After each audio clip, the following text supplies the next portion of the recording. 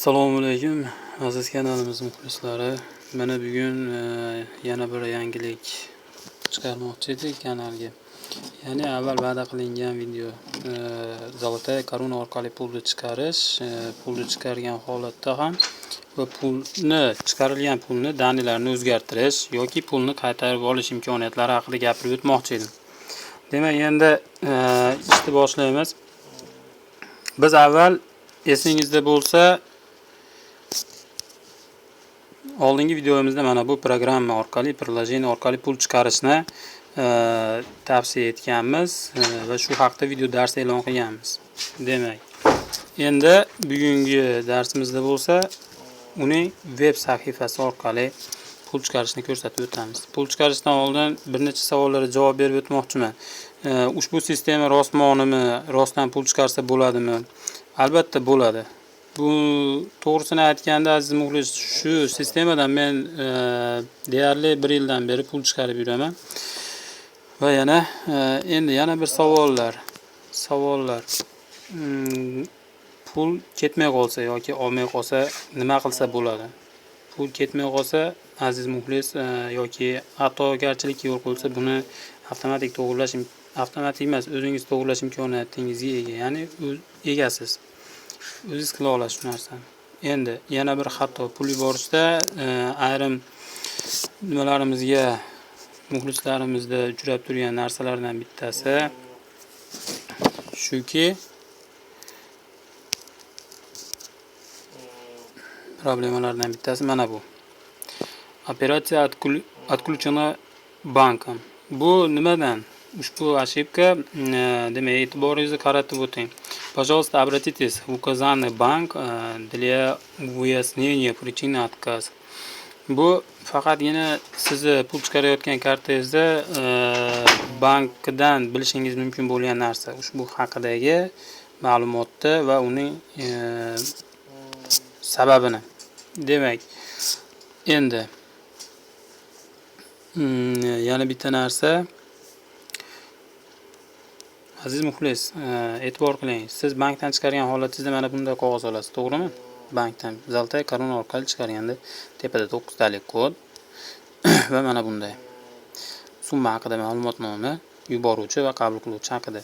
Demak, eslatib o'taman, ko'pchilik savol beradi. Yuboruvchinikini qanaqa terish kerak, qaysi alfabetda terish kerak, kirilskiy yo lotinchada, qabul qiluvchinikini qanaqa qilish kerak. Demak, e'tiboringizni qaratib o'taman. Mana bu birinchidagi qabul qiluvchining ma'lumotlari.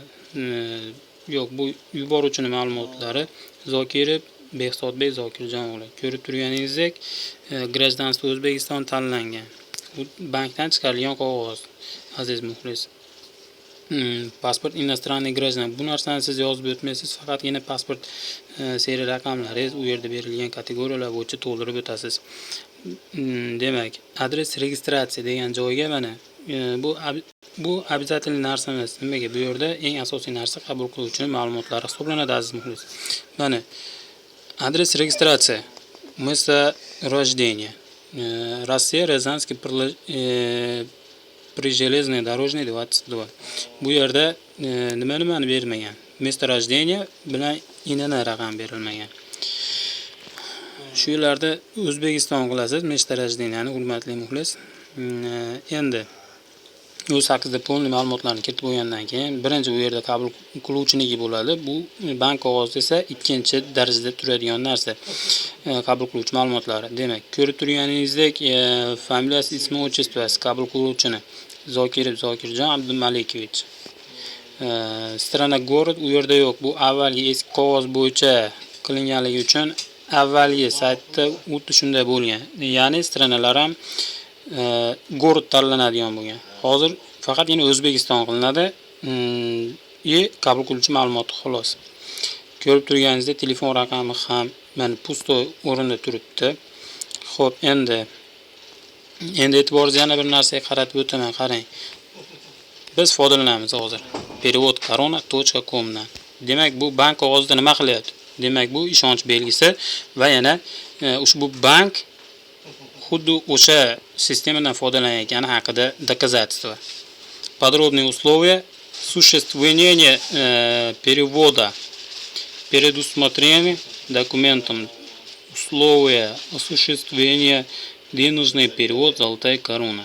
Размещением в сети интернет по адресу переводkorona.com. Mana shu yerdan demak ishlatilayotganini va ushbu yerda internet manzili joylashganini ko'rsatib o'tyapti ushbu servis. Demak, aziz muxlis, Zolotaya korona servisi bitta, bank ham siz ham bittadan foydalanasiz. Bank faqat nimaga pul oladi? Bank sizga xizmat qilganiga pul oladi. Demak, mana информационные центры системы telefon raqami круглосуточно звонит бесплатно соглашение tarifом operatori. Agarda sizda problem bo'lsa va rus tilini bilsangiz, savollar bo'lsa yoki qandaydir bir yana nima pul jo'namay qolsa problem bo'lsa, ushbu telefon raqami orqali ham hal qila olasiz. Va yana aytib o'tganimdek, переводkorona.com saytini ko'rsatib o'tyapti. Xo'p, endi bir narsa aziz muxlis. Mana bu telefon raqamini oxirini eslab qoling. 00555 ni eslab qoling. Nimaga eslab qolamiz degan savolga men hozir javob beraman.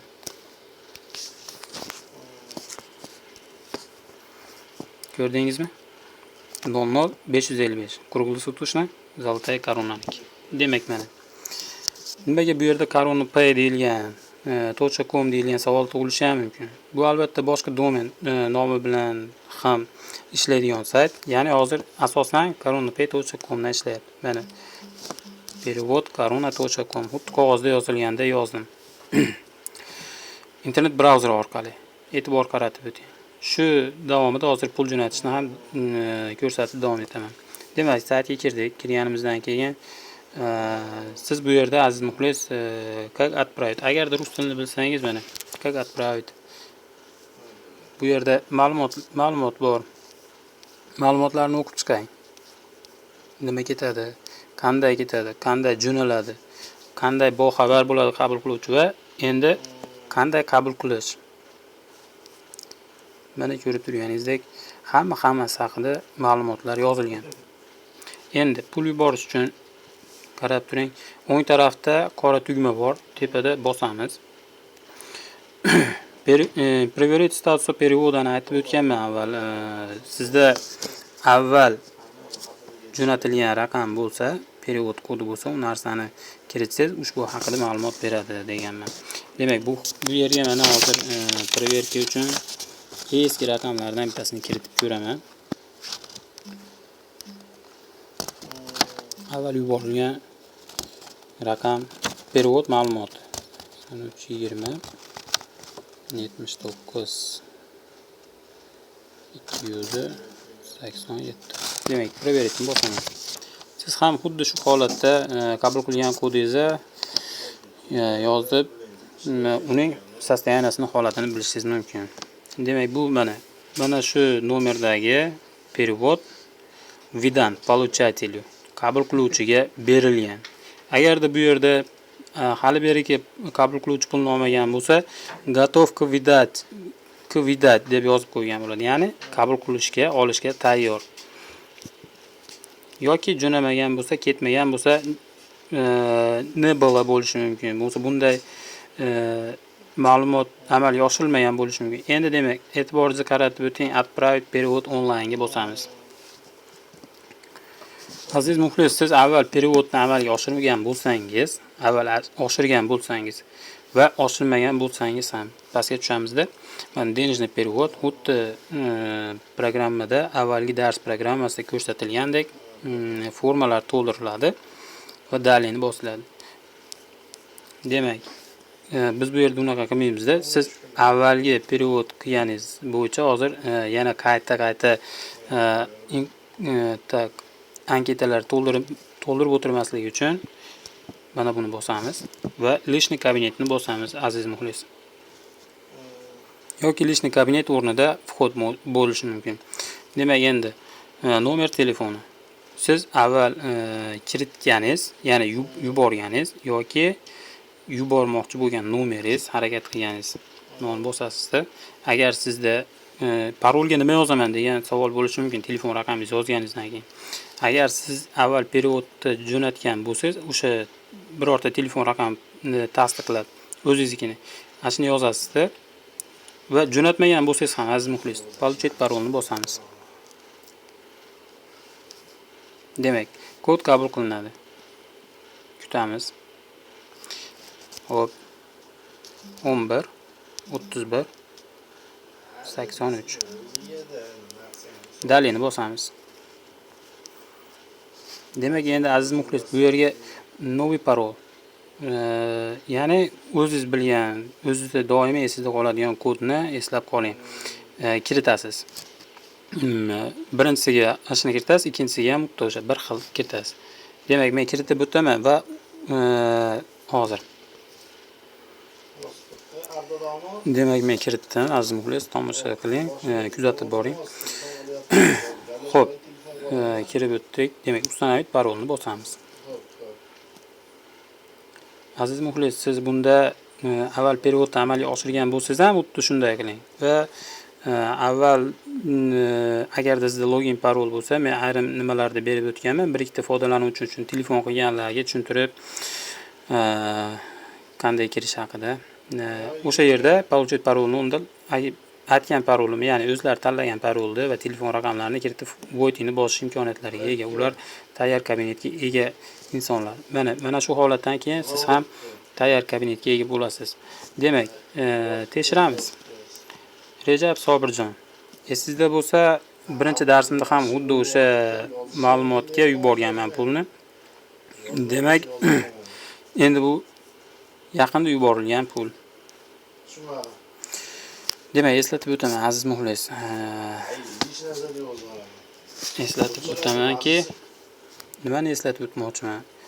Mana agarda sizda aziz muxlis pulni yuborganingizdan keyin u pulni olib bo'lgan bo'lsa, mana buni pul sostoyaniyasi holati ham turibdi. Ya'ni Rejab Sobirjon $200 21-yanvar kuni отправлен, jo'natilgan. Ya'ni pastdagi sostoyaniyasini ko'rsatib turibdi, pulni holati, yuborilgan pulni. Demak, endi ikkinchi Rejab Sobirjonga e'tibor qiling.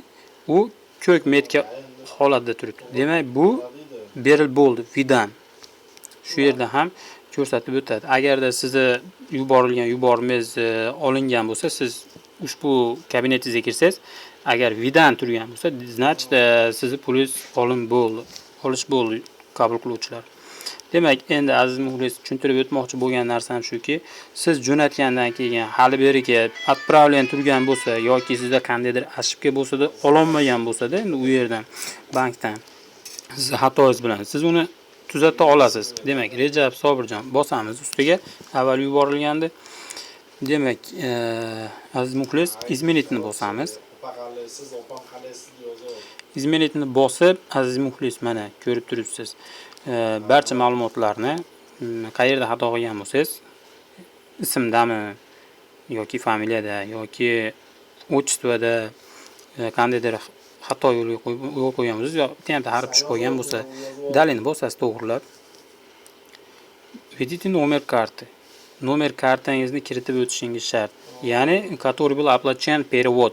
Avval qaysi kartadan amalga oshirgan bo'lsangiz, to'lovni xuddi o'sha karta raqamini kiritib o'tishga majbursiz va dalini bosasiz. Xo'p, men hozir kiritib o'taman. Aziz muxlis, lekin karta haqida informatsiya men sizga bildirib o'tolmayman. Chunki avval men bildirib o'tganman va bu haqda anchayin zarar ko'rdim aziz muxlis. Demak, hozir. Xo'p, kartani kiritib o'tdim, dalini bosamiz. Xo'p, dalini bosganingizdan keyin aziz muxlis e'tibor qiling. Demak, sizga kod keladi, ya'ni tasdiqlash uchun telefon raqamiga. Tak 80 2953 2953. Xo'p, izmenitni bosamiz. Aziz muxlis, siz periodingiz haqidagi ma'lumot o'zgardi. Mana u endi qabul qilishga tayyor. Demak, yana mana buni bosamiz, o'ng tarafdan ya'ni istoriyaga o'tamizda. Keyin aziz muxlis, yana bir narsa haqida eslatib o'tmoqchiman.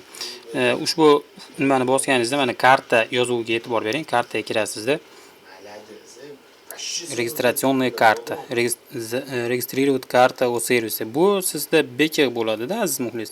Shu narsani qizil bo'ladi, qizil tomoni bo'ladi. Shu narsani ochib qo'ysangiz aziz muxlis, sizning kartangiz saqlanib qoladi va danlilari chiqib beradi. Har doim haliga kiritib o'tirmaysiz, faqatgina KVS raqamini oxirgi karta orqasidagi zashni kod berkitilgan raqamni yozasiz xolos. Xo'p, demak, istoriyaga qaytamiz. Agar sizda ushbu nima bo'lsa-yu, ushbu kabinet ochilsa, sizda birinchi to'lov bo'lsa, siz hali to'lovni amalga oshirmagan bo'lsangiz, bir marta отправить переводni bosasiz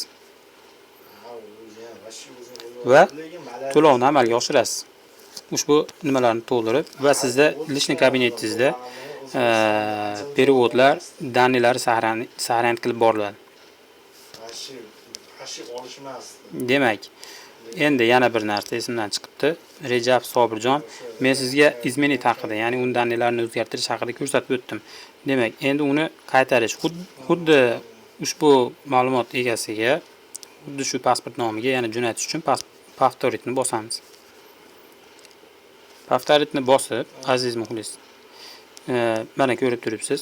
Xuddi shu avvalgi to'ldirilgan anketani ochib berdida. Siz qayerda o'zgartirishingiz kerak bo'lsa, shu narsani izmenitni bosasiz.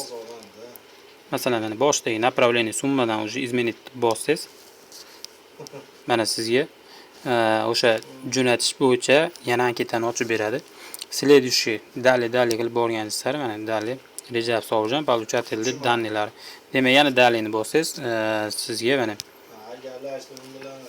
qabul jo'natuvchining ma'lumotnomalari va yana dalli. Endi mana ko'rib turibsiz. Va dallini yana bitta bosganingizdan keyin o'zingiz bilasiz, to'lov o'tkazish sahifasiga o'tadi. Karta ma'lumotlarini kiritib o'tasiz. Va o'tgan safar ko'rsatganimdek to'lovni amalga oshirasiz. Keyin yana bitta xatolik haqida aytib o'tishgan muxlislar, ushbu приложение orqali jo'natayotganim nekorrektniy kod deyapti. Telefonimga SMS kelgan SMS kodni kiritsam, shunda yozuv chiqyapti deyapti. Bu web sahifasi orqali u narsa chiqmaydi aziz muxlis. Bexato ketadi. Endi u приложениеdan nimaga unaqa narsa chiqyapti приложениеdan, programmadan degan savol bo'lsa, ushbu programma har xil platformaga tushyapti va har xil vaziyatda tushyapti, har xil holatda tushyapti. Kimdadir ketyapti, ko'pchilik telefon qilib ketyapti, rahmat deyapti, lekin ayrimlarimiz yozdik nekorrektniy kod deb shunaqa ochib beryapti dedik. Shu holatda shu sayt orqali tushirishga nima qildim? Yordam berdim ayrimlarga jo'natib olish. Demak, переводni amalga oshiramiz. Keyingi переводni Zakirjon Abdumalikovich bosamiz. Повторitni bosamiz. Aziz muxlis, demak, kuzatib boring. Izmenit. Qani siz ham xuddi shu holatda davom etasiz. Demak, summani o'zgartiramiz. $150. Keyin yana bir savolga javob. Kurs qanday hisoblanadi degan savolga davlat kursida hisoblanadi. Ya'ni Rossiya Federatsiya davlat kursi hisobida hisoblanadi. Va aytib o'tganimdek bez komissiya dalini bosamiz. Demak, endi jo'natuvchiniga nazar boshdan ko'rsatib o'taman. O'zbekistonni tanlaysiz.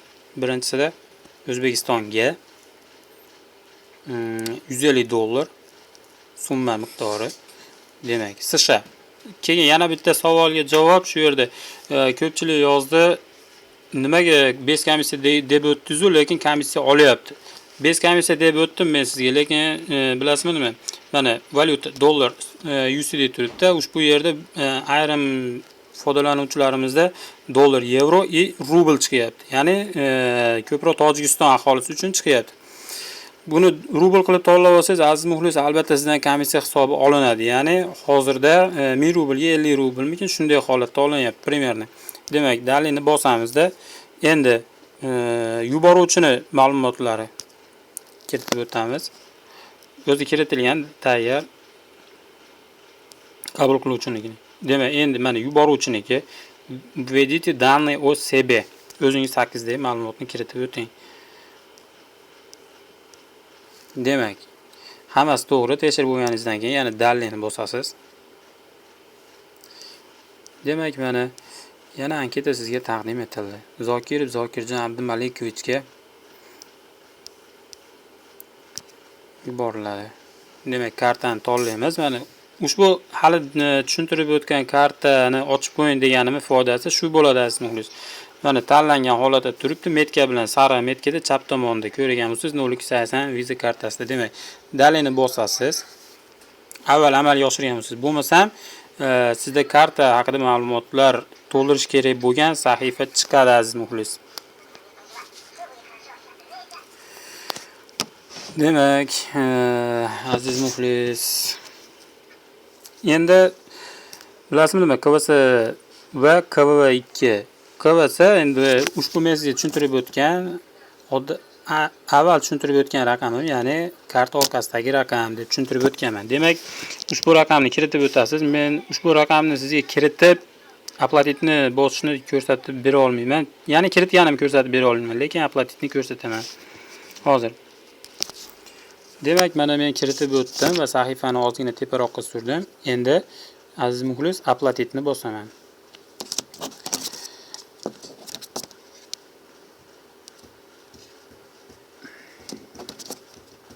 Biroz kutamiz.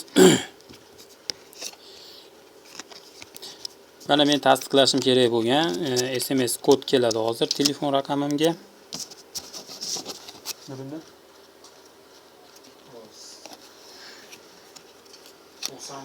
Kartam aktivlashgan raqamga 91 hop 012 116 va отправить tugmasini bosamiz. Demak, perevod ketdi. Birinchi mana bu kod eslatib o'taman. Qabul qiluvchini telefon raqamiga ketdi va albatta siz qabul qilasiz va yana ekranda turibdi va yana lishniy kabinetda yana qayta turadi. Hozir ko'rsatib o'taman. Va yana bitta savolga javob berib o'tmoqchiman shu yerda. Ushbu kod perevod kodi $50 past bo'lgan miqdorda pul yuborsangiz, bu narsa O'zbekiston telefon raqamiga kiritilgan raqamga bormaydi. Uni shaxsan o'zingiz telefon qilib aytishingizga to'g'ri keladi. Mana SMS keldi, ko'rib turibsiz. Telefon qilib aytsangiz bo'ladi. Lekin ushbu sistema orqali minimal $10 gacha pul chiqarish imkoniyatiga egasiz. Ya'ni $10 ni ham oladimi degan savolga ha javobi. Har bitta bankdan olish imkoniyatiga bor.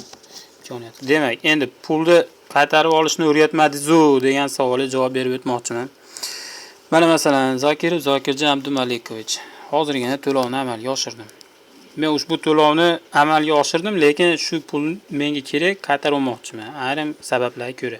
Demak, men sizga aytib o'tganimdek izmenitni bossam, ushbu anketani tahrirlash imkoniyatini menga ochib beradi. Shundaymi? Aytib o'tdim. Demak, kechirasiz. Demak, mana perevod nomeri birinchi o'chirtda qarab oling. Ushbu yerda ham doimiy saqlanib holatda turadi. Ya'ni siz uni bilmay qolgan holatingizda yoki telefoningizga kelmay qolsa yoki qabul qiluvchining telefon raqamiga bo'lmasa, siz ushbu lishniy kabinetga kirib, ushbu yuborilgan odamga ustiga bosasizda, mana bu perevod nomerini telefon qilib ma'lumot berishingiz mumkin. Qanday holatda bo'lsa ham. Demak, endi izmenitni o'rniga vernutni bosasiz, aziz muxlis. Vernutni bosasiz. Vernutni bosganingizda telefon raqamni tasdiqlaysiz, aziz muxlis. Telefon raqami tasdiqlangandan keyin SMS koddan keyin yana karta raqami tasdiqlanishiga to'g'ri keladi. Ya'ni yana karta raqamini kiritib o'tasiz. Karta raqamini kiritib o'tganingizdan keyin aziz muxlis, ya'ni qaysi karta raqamini? O'sha siz to'lovni amalga oshirgan karta raqamingiz. Ushbu perevod sizga atmeni bo'ladi va pul yuborilgan pul qaytarib olishga zaявка yuborilgan pul sizga 1 kundan 5 kungacha bo'lgan ishchi kunida qaytarib beriladi kartangizga. Demak, bugungi darsda Zolotaya Korona pul yuborish sistemasi haqida to'la ma'lumotga ega bo'ldingiz menimcha aziz muxlis. Barcha narsa haqida savollarga javob berib o'tdim. Kimdir bu narsalarni biladi, kimdir bilmaydi. Lekin bu asosan bilganlarga emas, bilmaganlarga. Kanalga bo'lgan e'tiboringiz uchun katta rahmat aytib o'tmoqchiman. Barcha uchun rahmat, barchaga omad.